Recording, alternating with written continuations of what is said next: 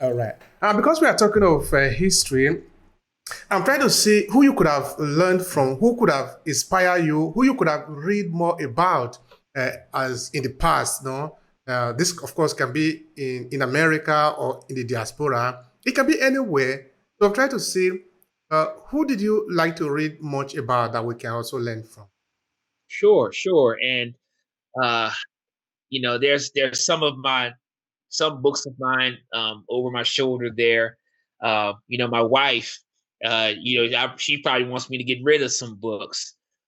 So I've mentioned some books right now, but man, there's so many books out. So, I mean, one of the individuals that is really significant to me and whose life is very inspirational is a person by the name of Dr. Carter G. Woodson.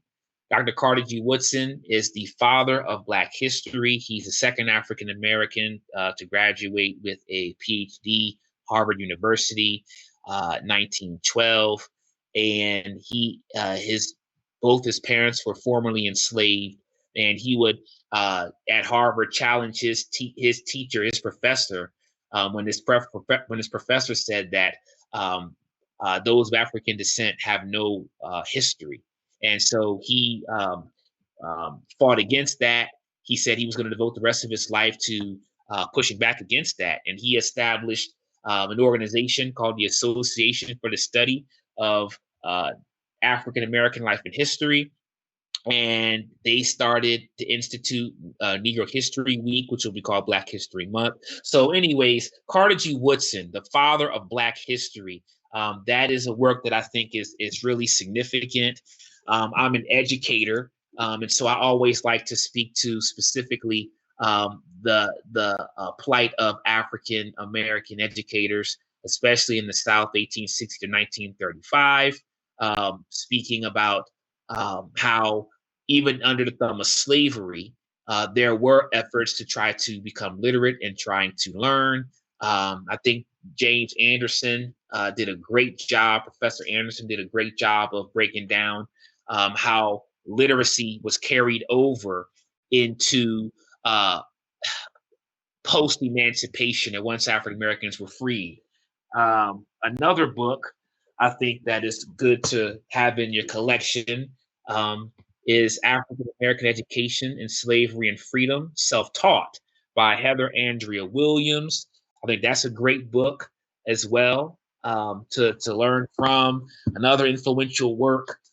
Shout out to Resma Minicum, My Grandmother's Hands, Racialized Trauma and the Pathway to Mending Our Hearts and Bodies. I mean, the list goes on and on and on.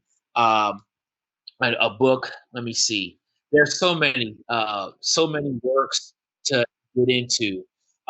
We'll be here all day if I if I go into all of the books. But what I would also say, not just from the books, but I would urge people to also try to delve into their family history. Talk to those in your family to understand, who you are, where you come from. When Roots, the story of Roots from Alex Haley, when that was released in the 70s, I believe, that sent waves out into the public of those wanting to then grapple with um, genealogy and those who wanted to do family history work. And even now, with COVID-19 and people having lost their lives to COVID and all of what's been happening, as a way for people to find new meaning and to really appreciate who they are and understand their loved ones and their family, more have also started to get into family history. So I would say, even though there's books, what about the book of your grandmother or the book of your grandfather or the book of your uncle, the book that's inside their heads, their experiences, their stories, what they had to deal with. I mentioned it before. I don't want to just get stuck into the United States because there's all types of great works, about blacks in the Caribbean, about blacks from the islands, about the continent of Africa. So there's so much, and so There's probably some stuff, to be honest with you, that I'm not even remembering to share as well. Um, but I'll just, keep it short and say that you don't have to do it alone. You could also study and learn and read with groups of people, even if it's just two other people or one other person. Um, and Yes, and that's part of what got me into it, as I was as I was coming in to understand a lot of this stuff as a college student, starting to really learn a lot of stuff that I wasn't really taught. I joined study groups and I joined think tanks, some would call it, to talk about what these books are saying, what these books mean, and and tell your story, and what I mean by tell your story, Maya Angelou said there's no greater agony than bearing an untold story inside you. So what I take that to be is we all have our own story to tell. you know Slave narratives in the 1800s were accounts of those who were enslaved. Harriet Jacobs, Frederick Douglass, um, William Wells Brown, James W.C. Pennington, list goes on and on. They took their personal accounts and their story and they wrote about it. And they used it to debunk a lot of myths about the institution of slavery. And so we all have our own life story. We all have our own ups and downs and natural things that we experience as part of life. Tell our story, tell your story, tell it. And when we can open up and be vulnerable, and when we can talk to people, those who we trust and whatnot, then that gives us the capacity to have deeper connections with people. And we can be able to share, whether it's through music, through song, through writing, through dancing, through cooking. Tell your story and don't keep that pent up on the inside. So I'm just giving some things to think about in terms of, once again, how do we get to healing? How do we get to being able to be balanced and being able to move and operate in a holistic means that would exude high level of wellness? And that's a journey that will always be on, because you never can uh, be done growing and learning and whatnot. But there's definitely some things that we can do. And a lot of times it's not that we don't have the resources or the tools, but there's certain mindsets and certain things that we may have that might have us avoid things or run from things or put things off. And it could be scary, but in the long run, I think it'll be worth it. Yeah, it's absolutely worth it. It's worth it. It's a story. I like books. I like talking about our history because it tells us where we are coming from. I Yeah. like all the questions about history. And let me tell you this short one. How actually I started my literary journey. Um, I was, I think, about six or so. I saw my elder brother who was going to secondary school there, actually primary school, not secondary school yet, because he's older than me with about 6 years. So he was going to primary school. But of Hmm. course, he could read and write. So I saw him reading. That was a magic for me. How could you read? Because now, as 6 years, I think 6 years or so, I only know that people could talk, people could communicate when one is talking to another person. Now, I see my brother talking with him, just looking at a book, and something I didn't understand. That for me was a magic. How is it possible? Since that moment, and I begin to grow up, I have fallen in love with learning how to communicate. I've written a couple of books, and I still have a lot to write. I just love it. Yes, I I do just too. love it. Well, I tell you, so I have a 3-year old daughter and I have a wife, and it's just the three of us. And sometimes I have to get up in the morning before my wife gets up, before my daughter wakes up, and I have to read.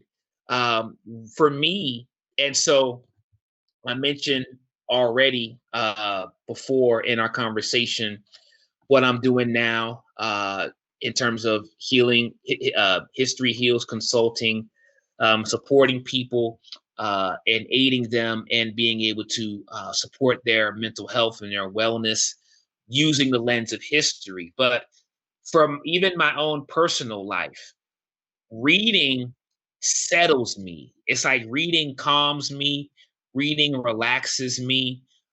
When I don't read, believe it or not, I feel different. I don't feel the same. I love to learn, and reading makes me think. And when I do get up in the morning, and when I am able to read a few pages or go through various texts and different things like that, it propels me better into my day. It's not always easy to get up, but it's worth it. Once again, and I think Malcolm X said it. Anything that's worth having comes with some form of struggle. So I might have to struggle for a few minutes to get up out of that comfortable bed and to go through that. But that time I put into reading is worth it. It's worth the sacrifice, and um, it's going to enable me to be a better person for myself, for others that I come into contact with, and it's continual development. And so reading, I love to read. If somebody asked me what my most sacred possessions or my most sacred belongings were, my library, my personal library is probably one of the most sacred, important things to me. Reading is probably one of the most uh, therapeutic things that I can do. And, I'm just the type of guy, I just like to be in spaces where there's books. I mean, if I'm in the library, if I'm at I like schools. I mean, I like, we here in America have stores like Barnes and Noble, and different places with books. I know Barnes and Noble's a pretty well known one, but any space where I'm near books, I'm good. I'm talking of the healing and the healing with history, healing, history heal consulting. I want you to tell me something about that. I want you to use this few seconds to advertise that business.